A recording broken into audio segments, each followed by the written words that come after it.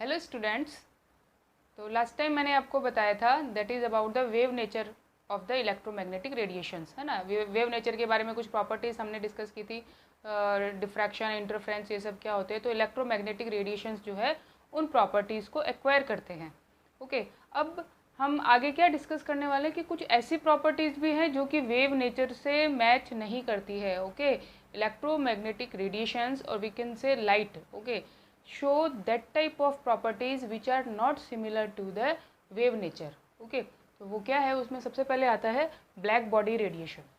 What is the black body radiation? Actual में black body radiation जो है वो किसको कंफर्म करता है? Particle nature.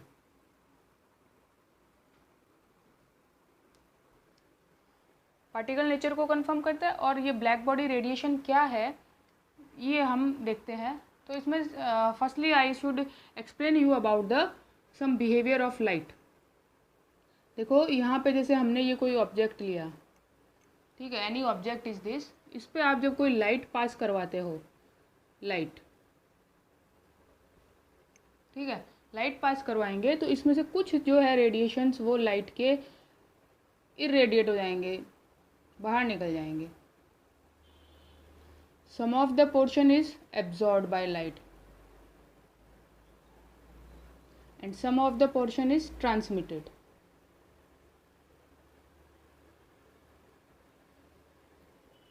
ओके, तो जब आपने लाइट को किसी ऑब्जेक्ट में से पास करवाया तो उसका कुछ पोर्शन जो है वो एब्जॉर्ब हो जाता है।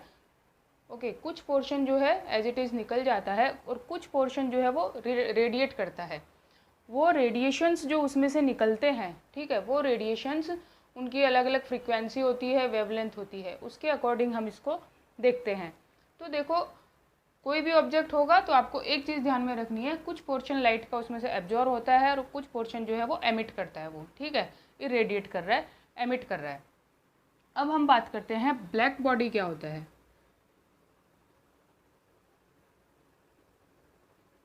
ब्लैक बॉडी तो नॉर्मली क्या होता है कि जब आप किसी ऑब्जेक्ट पे लाइट डालते हो तो वो कोई एक रेडिएशन को एब्जॉर्ब करेगा और दूसरी जो है सप्लीमेंट्री रेडिएशंस को वो एमिट कर देगा। ओके, ब्लैक बॉडी क्या होता है? ब्लैक बॉडी जैसे हाइपोथेटिकल है ये चीज़ कि ऐसी बॉडी जो सारे के सारे रेडिएशंस को एब्जॉर्ब कर ले, ठीक है। If it is a black body है, इसमें से हम यदि लाइट को पास करवाते हैं तो उस लाइट के अंदर डिफरेंट डिफरेंट रेडिएशंस होते हैं, डिफरेंट डिफरेंट वेवलेंथ की रेडिएशंस होती है उसमें, तो वो सारी रेडिएशंस को एब्जॉर्ब कर लेगा। Okay, that is named as the black body. तो black body means that body which absorb all type of radiations of light, ठीक है। डिफरेंट डिफरेंट टाइप के रेडिएशंस हो गए, अलग अलग फ्रीक्वेंसी या वेवलेंथ के अकॉर्डिंग उन सारी रेडिएशंस को जो है वो एब्जॉर्ब कर लेगा, तो उसको हम बोलेंगे ब्लैक बॉडी। फिर क्या, जब आप किसी ब्लैक बॉडी को हीट करते हो, ओके, यदि हम इसको हीट करते हैं, हीट करेंगे तो वो उसमें से सारी जो रेडिएशन उसने जो एब्जॉर्ब की थी वो सारी रेडिएशंस ही वो एमिट भी करेगा, ठीक है। मतलब जितना उसने एब्जॉर्ब किया था सारे को पहले एब्जॉर्ब किया जब आप उस पर लाइट डाल रहे हो, और जब आप उसको हीट करते हो तो जो उसने अंदर लिया है वो सारा कुछ वो बाहर निकाल देगा एज इट इज़, ठीक है। जिस फ्रिक्वेंसी की रेडिएशंस को उसने अंदर लिया, सारी फ्रिक्वेंसी ले रहा है वो, और उन सबको वो बाहर निकाल देगा। तो उसको हम बोलेंगे, वो जो रेडिएशंस निकल रहे हैं उनको नाम दिया ब्लैक बॉडी रेडिएशन। ओके, तो black body is what which is going to accept the all type of radiation, सारे रेडिएशंस को वो एब्जॉर्ब कर लेता है, और जब आप उसको हीट करवाते हो तो सारे रेडिएशंस को ही वो एमिट भी कर देता है। तो इस टाइप की बॉडी को हम बोलेंगे ब्लैक बॉडी, और इसकी जो रेडिएशंस निकल रही है उन रेडिएशंस को क्या बोल देंगे? Black body radiations. तो प्रैक्टिकली ऐसा जो होता है वो थोड़ा देखा गया है कार्बन ब्लैक में, ठीक है। ब्लैक जो चीज़ होती है वो हम बोलते हैं कि सारी रेडिएशंस को एब्जॉर्ब करता है, लेकिन 100% सारी रेडिएशंस को एमिट करने का मतलब क्या हुआ? वो जो ब्लैक सब्सटेंस है वो किस में कन्वर्ट हो जाएगा? वाइट में, है ना। तो ऐसा प्रैक्टिकली होता नहीं है, ये एक आइडियल बॉडी है, ठीक है। ब्लैक बॉडी जो है हाइपोथेटिकल है, कहने का मतलब ये आइडियल बॉडी है। ऐसी कोई बॉडी होती नहीं है जो सारे रेडिएशंस को एब्जॉर्ब भी करे और सारे की सारे रेडिएशंस को एमिट भी करे। एब्जॉर्ब तो कर लेते हैं लेकिन एमिट सारी करना वो थोड़ा सा ऐसे लगता है, तो इसलिए ऐसे इसको बोलते हैं कि ये आइडियल होता है, ठीक है। अब इसका प्रैक्टिकली जो है रूटीन में हम कहाँ देख सकते हैं, इसका प्रैक्टिकल जो किसमें हमें दिखाई देता है। देखो हमने जैसे लिया आयरन की रॉड, ठीक है, आयरन रॉड है, उस आयरन रॉड को जब हीट करते हैं, ये साइंटिस्ट ने भी किया था, आयरन का रॉड है उसको हम धीरे धीरे हीट करते हैं। आयरन को क्यों चूज़ किया, क्योंकि उसका मेल्टिंग पॉइंट जो है वो बहुत ज़्यादा है। तो आयरन को हम हीट करते जा रहे हैं, हीट करेंगे तो उसके अंदर से डिफरेंट डिफरेंट कलर की जो है रेडिएशंस आपको दिखाई देगी, ठीक है। ये आयरन रॉड है, इसको मैंने हीट करना शुरू किया, ठीक है। तो पहले जो है फर्स्टली इसके अंदर हमें कैसा कलर दिखाई देता है, red colour. We can see the red colour. Red colour जब आप उसमें देखते हो, रेड कलर की रेडिएशंस जो है वो हमें दिखाई देती है, आयरन जो है वो रेड हो जाता है ना। फिर धीरे धीरे हम उसका टेम्परेचर जो है वो बढ़ाते जाते हैं, फिर उसको और हीट करते हैं। तो डिफरेंट डिफरेंट टेम्परेचर रेंज के अकॉर्डिंग टेम्परेचर जो है वो चेंज करते जा रहे हैं, और एक बार में फिर टेम्परेचर बढ़ते बढ़ते ऐसा आता है ये जो आयरन का बॉडी है ये ब्लू कलर का हो जाता है, ठीक है। जब आप उसको गर्म करना शुरू करते हो आयरन को, तो पहले वो दिखता है आपको ऑरेंज के जैसा, ठीक है। उसके बाद वो डार्क रेड होता जाता है, फिर धीरे धीरे वाइट होता जाता है, और वाइट के बाद में लास्ट में जो है वो डार्क ब्लू कलर का हो जाता है। तो ये चीज़ जो है ये आयरन में देखने को मिलती है। इसका मतलब क्या हुआ, जैसे जैसे हम टेम्परेचर को बढ़ाते जा रहे हैं वैसे वैसे उसके अंदर फ्रिक्वेंसी जो है वो चेंज होती जा रही है ना, क्योंकि हर फ्रिक्वेंसी की अलग अलग लाइट होती है। ये आपने स्पेक्ट्रम में पढ़ा था ना, स्पेक्ट्रम में हमने क्या पढ़ा था, this is the spectrum of 7 colour visible light. 7 colours are there. आपने देखा इस तरह से 7 कलर के बैंड होते हैं। तो यहाँ पे सपोज ये रेड कलर से शुरू हो रहा है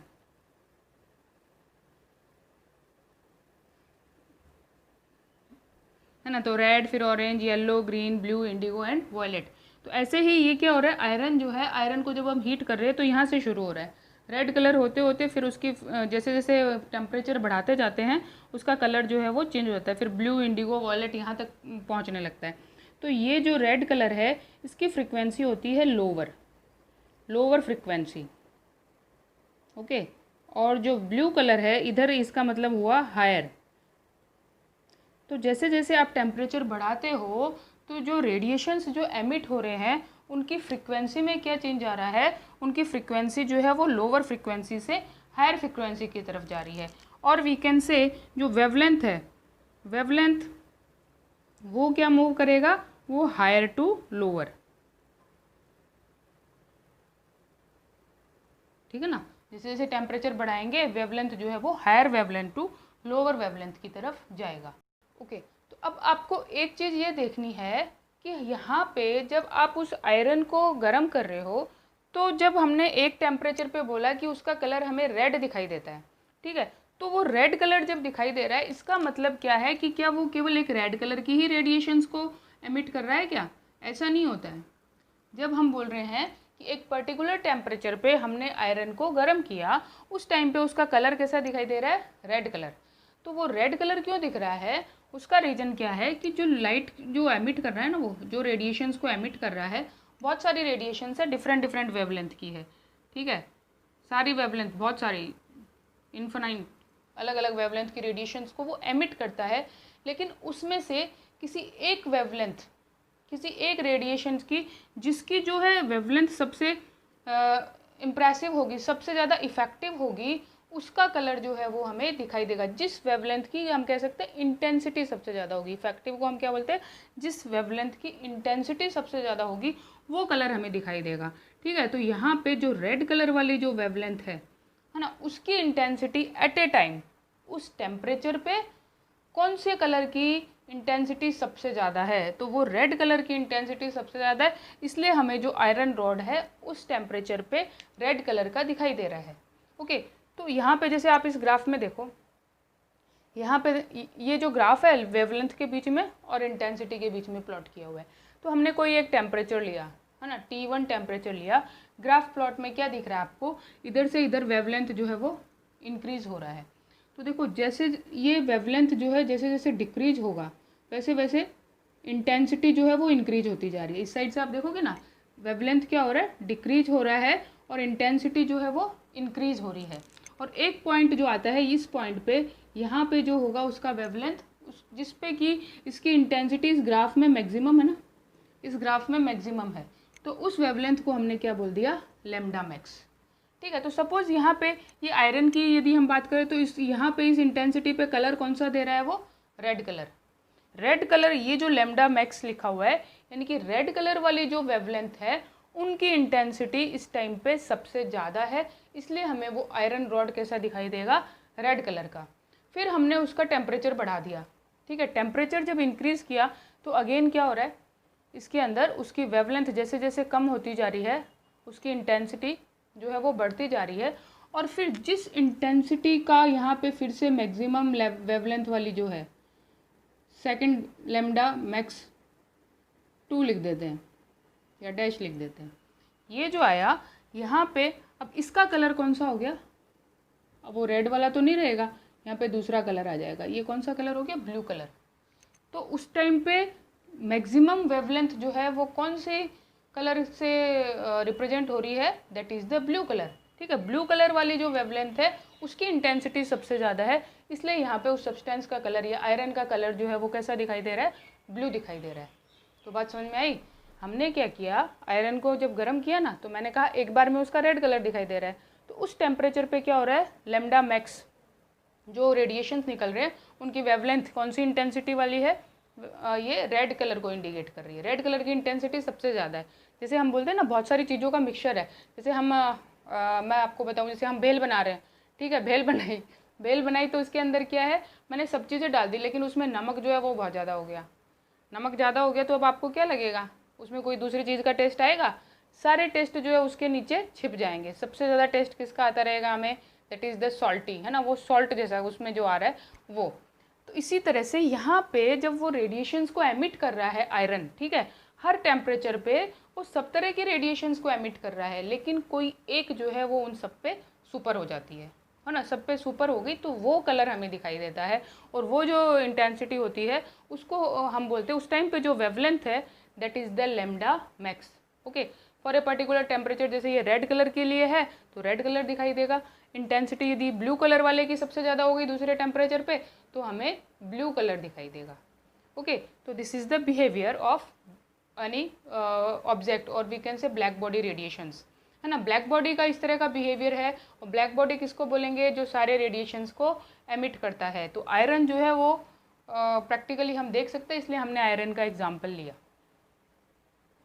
ओके, अब इसमें एक और बात जो समझने के लिए आती है, ये जो प्रैक्टिकल बिहेवियर जो था रेडिएशंस का towards the wavelength and intensity, है ना, जैसे जैसे आप टेम्परेचर को चेंज करते हो तो किसी भी रेडिएशन के वेवलेंथ में और इंटेंसिटी में क्या चेंज आता है उसका हमने यहाँ पे ये एक्सपेरिमेंटल ग्राफ जो है वो प्लॉट किया हुआ है। लेकिन एक्चुअल में क्या होता है, ये जो एक्सपेरिमेंटल डेटा है ये वेव थ्योरी के जो डेटा हैं, वेव थ्योरी से यदि हम इसको एक्सप्लेन करना चाहें तो ये एक्सप्लेन नहीं होगा, क्योंकि वेव थ्योरी के अकॉर्डिंग यदि हम ग्राफ प्लॉट करते हैं तो वो क्या बोलता है कि इसमें कंटिन्यूस चेंज आना चाहिए, इस तरह की लाइन आएगी। जैसे जैसे हम टेम्परेचर को यहाँ पे इंक्रीज़ करते जा रहे हैं तो आप देख रहे हो लैम्डा मैक्स का वैल्यू जो है वो चेंज हो रहा है। यहाँ पे ये वेवलेंथ जो है वो हायर है, फिर और टेम्परेचर बढ़ाया तो लैम्डा मैक्स का वैल्यू कम हो गया। तो जिस तरह से हम टेम्परेचर को यहाँ पे यदि बढ़ाते जाएंगे तो क्या होगा, वेवलेंथ के साथ में ये जो इंटेंसिटी है ये कंटिन्यूसली इंक्रीज होती जाएगी। ओके, वेवलेंथ के साथ में इंटेंसिटी कंटिन्यू इंक्रीज होनी चाहिए अकॉर्डिंग टू वेव थ्योरी। तो ये दोनों ग्राफ तो कैसे हुए, एक्सपेरिमेंटल, और ये कैसा है, expected. Expected means theoretical graph जो है वो ये वाला है, ये जो लाइन दिख रही है ना अब इसमें है, और ये जो है एक्सपेरिमेंटल है। तो इसमें आपको डिफरेंस समझ में आ रहा है कि यहाँ तक तो सही सही चल रहा है, ठीक है। और फिर जैसे ही और इधर की तरफ जाते हैं, है ना, वेवलेंथ यदि और कम हो रहा है, तो उस टाइम पे क्या होता है, ये पूरा डाइवर्ट हो गया, उसका डायरेक्शन जो है। इसमें तो क्या हो रहा है, लैम्डा मैक्स वैल्यू को लेने के बाद में ये नीचे की तरफ आता जा रहा है, कंटिन्यू इंक्रीज नहीं हो रहा है। एक्सपेरिमेंट क्या कह रहा है कि ये वैल्यू जो है वो कंटिन्यू जो है इंटेंसिटी की इंक्रीज होनी चाहिए। जैसे जैसे वेवलेंथ को कम करते जा रहे हो, इट मीन्स फ्रिक्वेंसी को हम बढ़ाते जा रहे हैं। तो जैसे जैसे फ्रिक्वेंसी बढ़ती जाएगी वैसे वैसे इंटेंसिटी भी बढ़ती जानी चाहिए। बट एक्चुअल में क्या होता है कि फ्रिक्वेंसी या वेवलेंथ के साथ में इस तरह से चेंज होता है। लैम्डा मैक्स का वैल्यू आएगा और उसके बाद में पहले क्या हुआ, जैसे जैसे ये वेवलेंथ को हम कम करते जा रहे हैं, ठीक है, कम करते जा रहे हैं, इंटेंसिटी बढ़ती जा रही है, बढ़ती जा रही है, बढ़ती जा रही है, यहाँ पे आ गया मैक्सिमम वैल्यू। और उसके बाद में फिर से वेवलेंथ जो है वो इधर आते जा रहे हैं, इंटेंसिटी क्या होती जा रही है, डिक्रीज होती जा रही है। तो पहले क्या हो रहा है, अप हो रही है, उसके बाद में वापस से इंटेंसिटी डाउन हो रही है, कंटिन्यू अप साइड नहीं जा रही है। इसका मतलब ये थियोरेटिकल और प्रैक्टिकल में दोनों में डिफरेंस आ रहा है। It means there must be some of the problem in the theory, है ना। जो थियोरी है वेव थियोरी, उसमें कुछ प्रॉब्लम है, उसमें कुछ जो है वो चेंज होना चाहिए। तो इस पर फिर काफ़ी सारे एक्सपेरिमेंट किए और जो डिस्कशन किया, सबसे जो उसका जो वर्क जो एक्सेप्ट किया गया that was of the Planck's. Planck's ने फिर मैक्स प्लैंक जो है उन्होंने थियोरी अपना दिया, उसको बोलते हैं प्लैंक्स क्वांटम थियोरी। तो प्लैंक ने क्या बताया कि कोई भी एटम या मॉलिक्यूल है, ठीक है, एटम है या मॉलिक्यूल है, वो क्या होता है, ओसाइलेट करता है, उसके अंदर वाइब्रेशंस होते हैं, ओसाइलेशंस होते हैं। तो जब कोई बॉडी एटम या मॉलिक्यूल में उन्होंने स्टडी किया था, एटम और मॉलिक्यूल वो जब ओसाइलेट कर रहे हैं, मीन्स उनमें कुछ मूवमेंट हो रहा है, तो उसमें से क्या होते हैं, रेडिएशंस जो है वो एमिट होते हैं। और ये रेडिएशंस कौन से हैं, इलेक्ट्रोमैग्नेटिक रेडिएशंस।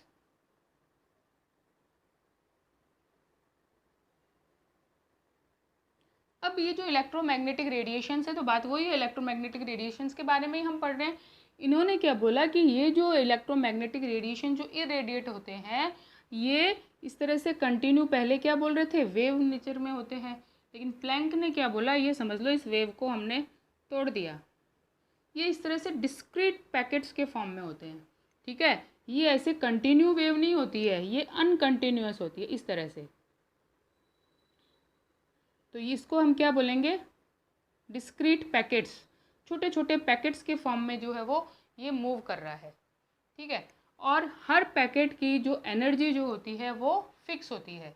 इस हर पैकेट की एनर्जी जो है वो फिक्स है, और उस एनर्जी को हम E=h से रिप्रेजेंट करते हैं। वो एनर्जी किसके प्रोपोर्शनल होती है, फ्रिक्वेंसी के प्रोपोर्शनल होती है, ठीक है। और जब आप इस प्रोपोर्शनलिटी साइन को हटाओगे तो इट इज़ h।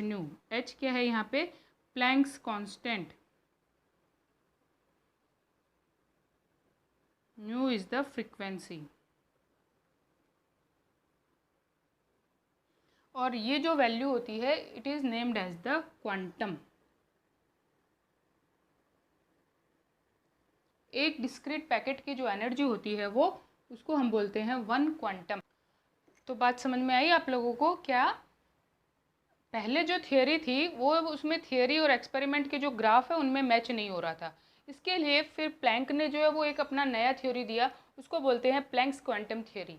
उसमें और इस थ्योरी में क्या डिफरेंस है, पुरानी थ्योरी क्या बोलती है कि इलेक्ट्रोमैग्नेटिक रेडिएशन जो है वो किस फॉर्म में होते हैं, वेव की फॉर्म में होते हैं, है ना। ये जो फॉर्म है ये कौन सी है, वेव फॉर्म। लेकिन प्लैंक ने क्या बोला कि वो कंटिन्यूस वेव फॉर्म में नहीं है, वो क्या है, डिस्क्रीट पैकेट्स के फॉर्म में। पैकेट जो है E=h न्यू, जो एनर्जी होगी वो हर उसके लिए, पैकेट के लिए उसके मल्टीपल हो सकती है। जैसे ये 1h न्यू हो गया, ये 2h न्यू भी हो सकता है, और इट में भी 3h न्यू, ठीक है। तो we can write here E=n h nu. यहाँ n कोई भी इंटीजर होल नंबर होगा, फ्रैक्शंस में नहीं होगे, 1.5 2.5 ऐसे नहीं होगा।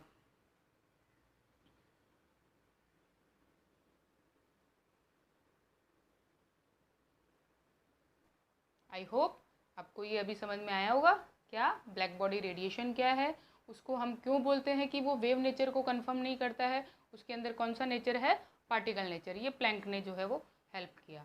Okay, so thank you, thank for watching. I hope आपको ये वीडियो जो है वो पसंद आया होगा, तो please like share and subscribe. Bye.